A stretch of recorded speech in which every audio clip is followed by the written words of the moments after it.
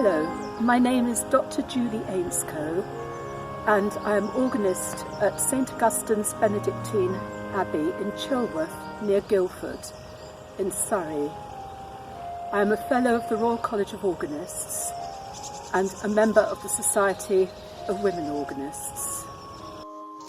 Hi, I'm Marion Bettesworth and I'm Assistant Director of Music at St Michael's Church in Highgate in North London, and I'm a member of the Society of Women Organists. Hello, my name's Alana Brooke. I'm Assistant Organist at Lincoln Cathedral and I'm a member of the Society of Women Organists.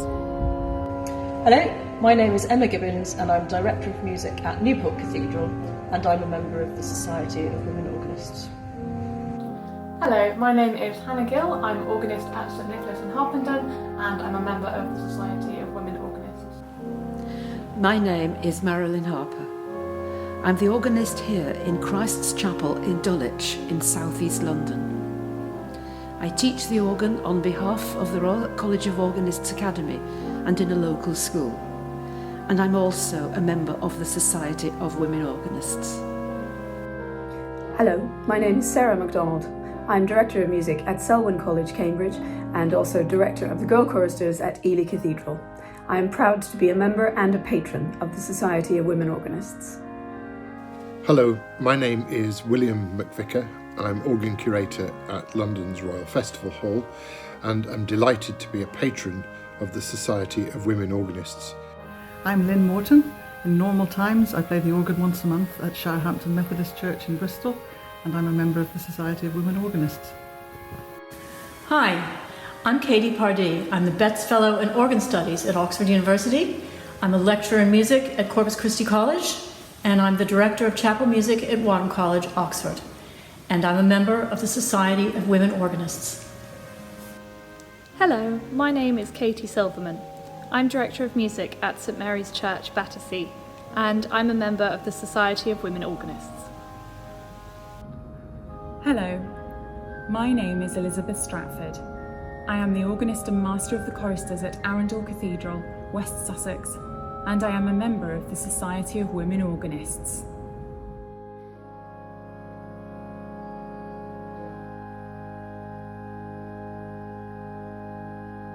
Fantastic. Well, thank you both for joining me to have a little chat about everything you've been doing with SWO. I can't quite believe that it's been going for sort of 2 years now. It seems extraordinary.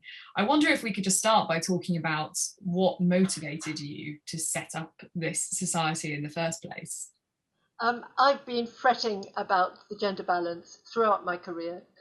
And although there have been some important moves, the establishment of girls' choirs, for example, really the gender balance has barely changed. I know we've got now a fair few women in important cathedral positions, and people like you, Anna, and that's wonderful.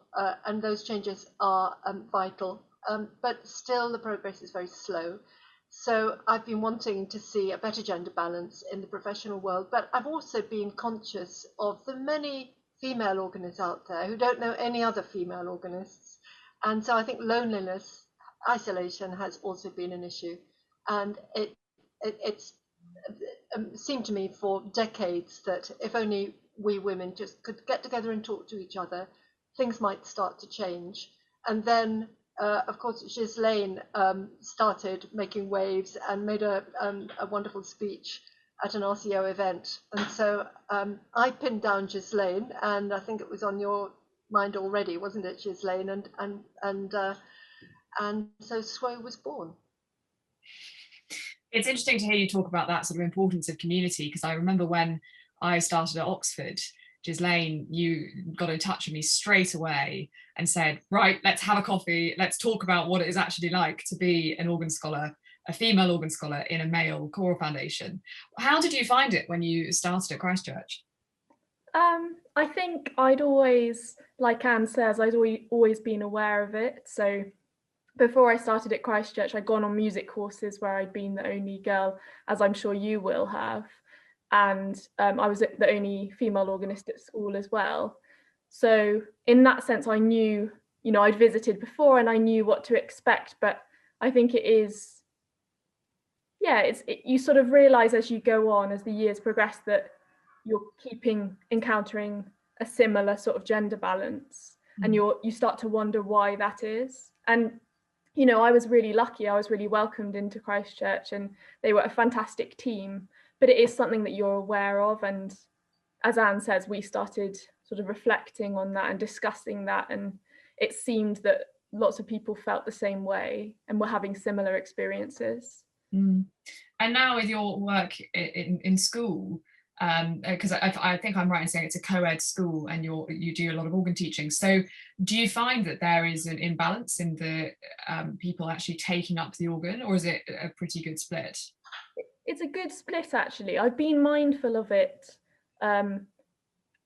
throughout my time there, but amazingly, you know, roughly 50-50 boys and girls have approached me. And what's so nice is we have a chapel organ that's really visible as you enter the chapel. So you can see when I'm playing, like my feet, or we have another organist, Martin Noble, who's the organist at the Chapel Royal, our feet are going, and that really excites the pupils. So I think it's clear from that clearly the organ's a very kind of tempting instrument for both boys and girls, from like seeing it visually and hearing it.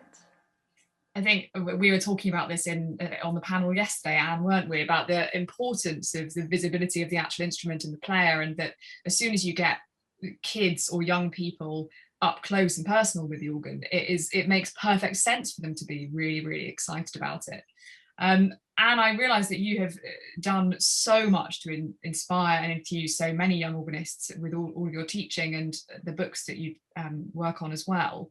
And I wonder what difference you've seen and what sort of developments you've seen over the course of your career and how the organ world is changing.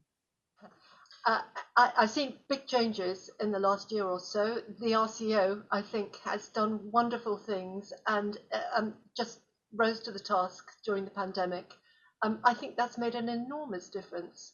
All these Zoom meetings and the Zoom teaching have made organ education accessible to far more people. So that's recent. Thank you, RCO. What else has changed? There are organists now, I think, inspired to learn by the instrument itself and by the accessibility, since they can have organs at home. Digital organs, I know it's not the same thing at all, but it's somewhere to practice, somewhere safe for a young person to practice, and somewhere warm during the winter to practice.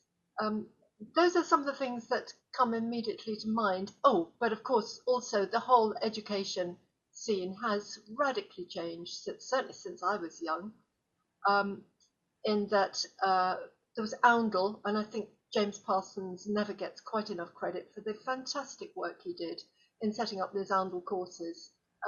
I was always struck, and I'm still struck by how almost every young organist has been to Oundle and been inspired by the instruments and the teachers and the sense of community, and just the reassurance that they're not the only young person in the UK learning the organ.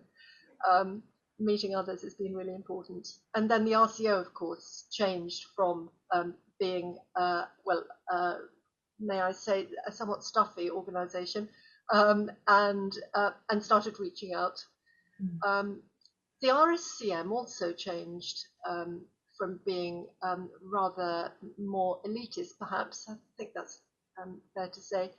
Very early in my career, actually, Lionel Dacres did a lot to make courses available to all. So one could probably talk on and on about all the changes, but that's some of them. And I guess that actually recently the changes have been forced through, the sort of forced modernisation, thanks to the pandemic, has been extreme with absolutely everything going online. And I've been particularly impressed seeing all the things that the RCO has been doing to keep those sensitive community. And you've been doing the same with SWO. I mean, all of these Zoom meetings and Zoom swocials. Is that the term? Yeah. Ghislaine, I wonder if you could just talk about what it's been like trying to keep that community going through the pandemic. Sure. Yes, as you say, we've had lots of different projects. You know, at the beginning of the pandemic, I think for everyone it was quite daunting to think, well, what are we going to do? We've been meeting in person, we've been doing lots of concerts in person, but actually we came up with lots of ideas. I mean, lots of members approached us with really imaginative ideas. And as you say, we've had these socials, so they're opportunities for members to get together and have a chat about anything they like, you know, organ related or something else. We've also, we recently had a collaboration with the RCO Women Composer Sunday, which was all online. So that was a celebration of organ music by women. So organists across the UK, from the RCO, from SWO, from other organisations, recorded music by female composers and posted it on that Sunday. And that was so lovely to see, you know, on the day, social media filled with fab music that I hope people will consider putting in programmes, because it is really easy. You know, I'm certainly guilty of putting down Bach, Mendelssohn, Messiaen, and that, you know, it's amazing music, but I think it's good to be aware of gender balance in that. Mm.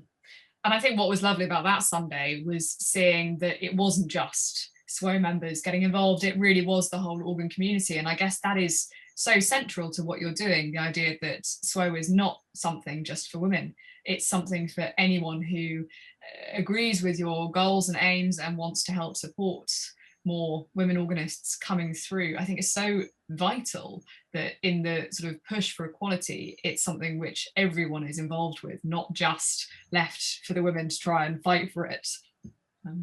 Absolutely, yeah. And, you know, institutions like the RCO have been amazing in understanding that we want to help address this issue. We're not criticising anyone in any way, because it's a really complex issue and it's come about through lots of different factors. Yes, it's been really fun building those collaborative relationships. I think it's amazing everything you're doing, both shining a light on female organists but also trying to just make the organ world a more diverse place more generally. I think it's absolutely fantastic. So thank you so much, both of you, for all you're doing, and thank you for taking the time to talk to me about it today.